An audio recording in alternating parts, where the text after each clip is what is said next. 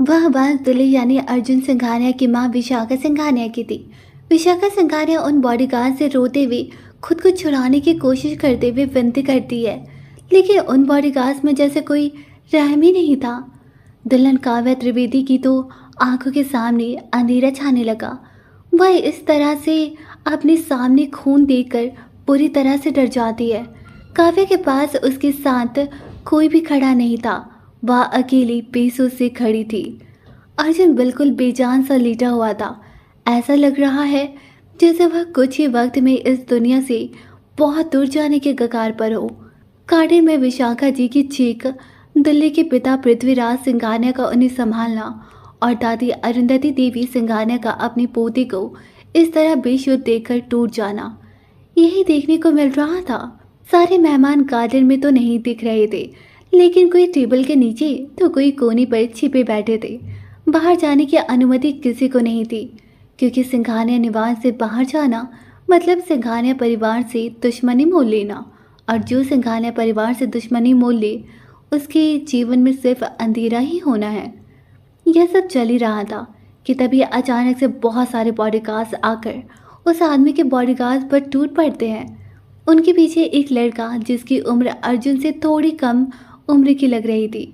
वह गुस्से में आगे बढ़ते हुए सीधे उस लीडर को बुरी तरह से मारने लगता है। पलक झपकते ही बाजी पलट जाती है। अब उस आदमी के साथ साथ उसके लाए हुए बॉडीगार्ड सिंघानिया की कैद में हो गए। विशाखा जी दौड़कर अर्जुन के पास जाकर बैठ जाती है और उसका सिर अपनी गोद में रखकर रोते हुए कहती है, अर्जुन, अर्जुन मेरा बच्चा, प्लीज़ अपनी आंखें खोलिए। देखिए आपकी माँ आ गई, मैं आपको कुछ नहीं होने दूंगी। वही अर्जुन कहाँ सुनने वाला था। वह तो बिल्कुल इस दुनिया को अलविदा करने के कगार पर था। उसके सिर से अभी भी बहुत खून निकल रहा था।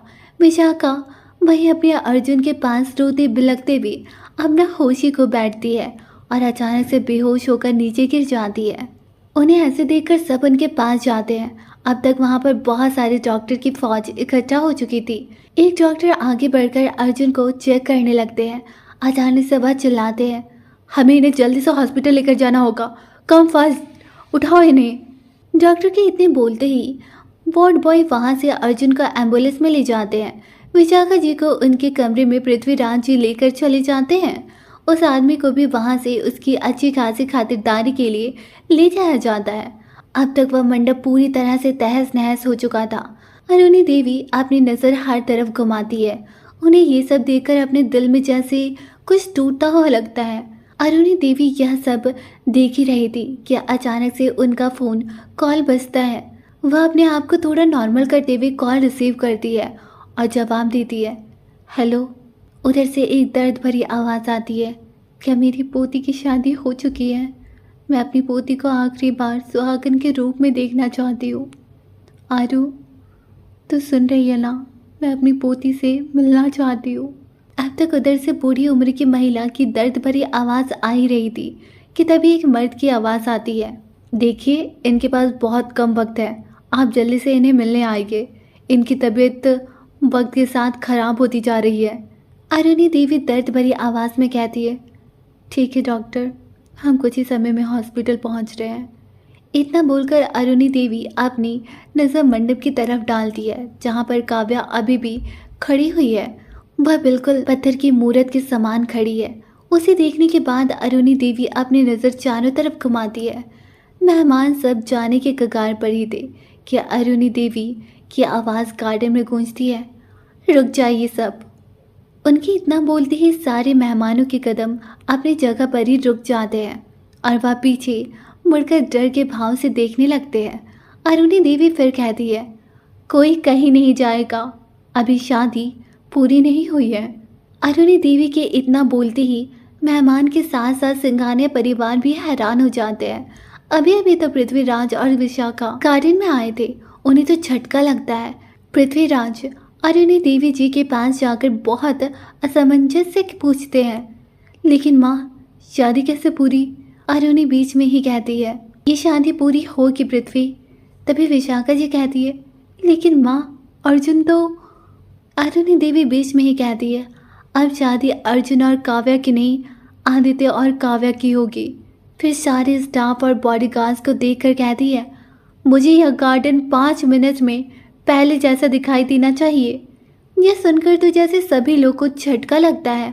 अब पृथ्वीराज और विशाखा जी की नज़र आदित्य पर पड़ती है, जो बिना कोई भाव के सामने खड़ा हुआ था। परिवार के हर सदस्य आदित्य के नेचर से वाकिफ थे।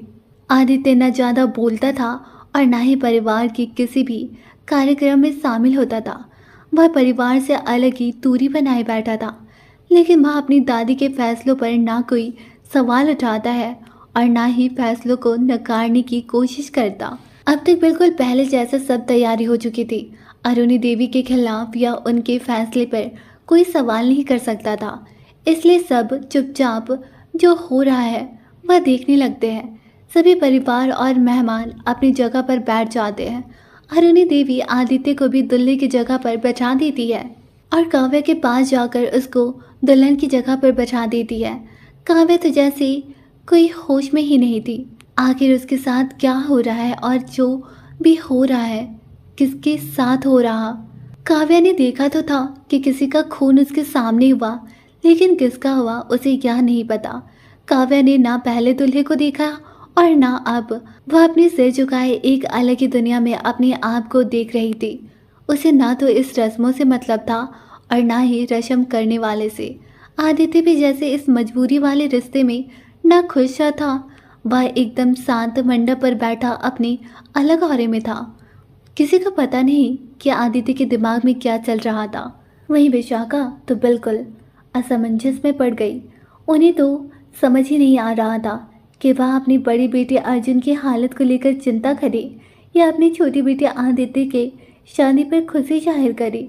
वैसे तो खुशी जाहिर करने वाली तो कोई बात बिल्कुल भी नहीं थी, क्योंकि यह रिश्ता किसी के भी मर्जी से नहीं हो रहा था।